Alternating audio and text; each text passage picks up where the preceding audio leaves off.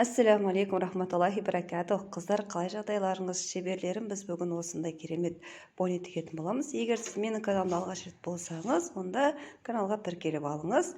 Ең алдымен бізге керекті өлшем ол басымыздың өлшемі, бас айналымы, яғни афхат головы. Менің басымның айналымы 58 сантиметр. Оны екіге бөлеміз, яғни ол 24 сантиметр алдыңғы бөлігі, 24 сантиметр артқы бөлігі болады. Қазір пішкен кезде, матамызда пішіп жатқан кезде ол түсінікті болады. Ең алдымен осы бізде алдында X тәрізі болып тұратын бөлігін тігіп алуымыз керек, соны пішіп алу керек қағазға. Ол үшін осындай ақ қағазды аламыз да 27 сантиметр белгілеп аламыз. Ал қағазымыздың екінші шетінен 10, 11, 12 сантиметр шамада өлшеп алуымыз керек.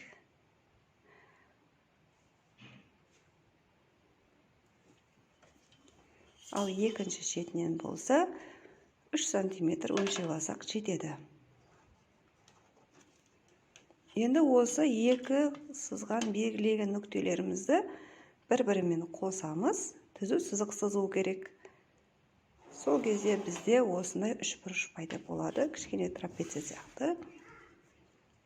Енді осы ұзын жағынан 3 сантиметр төмен қарай өлшейміз да, бұрышмен төменгі бұрышпен қосамыз.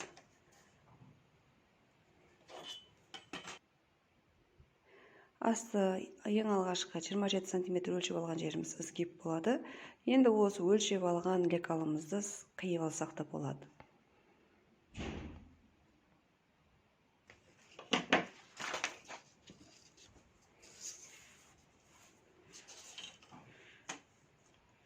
Сіздерге тағы да түсінікті болу үшін жазып кеттім. 27 сантиметр, 3 сантиметр және де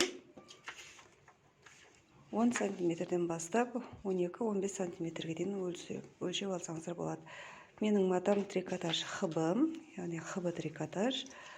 Бұны тігетін кезде маталарыңызға қараңыздар. Егерде матаңыз өте қатты созылатын трикотаждың түрі болса, ол кезде афхат головыйдан 1-2 сантиметр алып тастасаңыздар болады. Ал мен басыма киген кезде қалпақтың, яғни бонидың басыма шапшақ болып тұрған қалаймын. Сондықтан ешқандай да шеттеріне припуск қалдырмаймын, тігіске артық мата қалдырмаймын да. Қалай бар, дәл солай қиып аламын. Осы лекалымыздан екеуі керек, себебі олар бір-бірімен X тәрізденіп айқасып тұрады. Бұны біреулер труба деп айтады, біреулер хиджабник дейді, біреулер султанка дейді. Енді сіз қалай атасаңыз да өзіңіз білесіз. Ал жалпы бұл жерде тігілу процесі көрсетіліп жатыр. Енді сіз өзіңіз не деп атайсыз? Жалпы бұл киімнің осындай әйелдердің аксессуар туралы, бас киімі туралы білетін бе едіңіз? Сол туралы өзіңіздің пікіріңізбен комментарийға бөлісіп кетіңіз. Ол мен үшін өте қызық, және де бұның басқа да түрлерін білесіз бе? Қалайсыздар ма, егерде мен тіксем, егерде осының басқа да түрлерін? Егерде я десеңіздер, плюс қойып кетіңіздер, мен тағы да басқа видеоларды салатын боламын. Осындай бонилардың тағы да түрлері көп, соларды тігіп сіздермен бөлісетін боламын.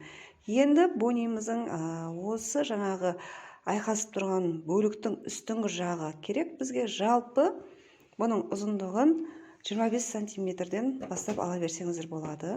Нақты менде қазір 27 сантиметр алдым. Өйткені кейде шашыңызды түйген кезіңізде арқа жағы үлкен болып, бонилар қысқа болып қалуы мүмкін.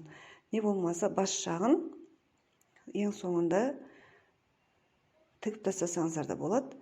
Ол кезде как шапка сияқты кестер. Мынау енді екінші бөлігі 24 сантиметрде 30 сантиметр алдым, 3 сантиметр қайыруымен.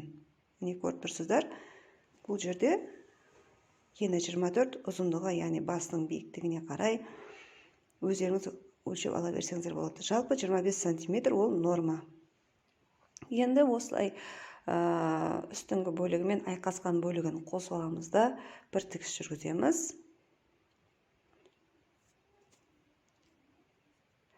Өте абайлап тігу керек, себебі бұл жерде 5 қабат мата ілінбей қалуына кішкене байқау керек. Ал енді арқа бөлігін қосамыз. Ол үшін астың жағына тігісті тігіп аламыз дағыны.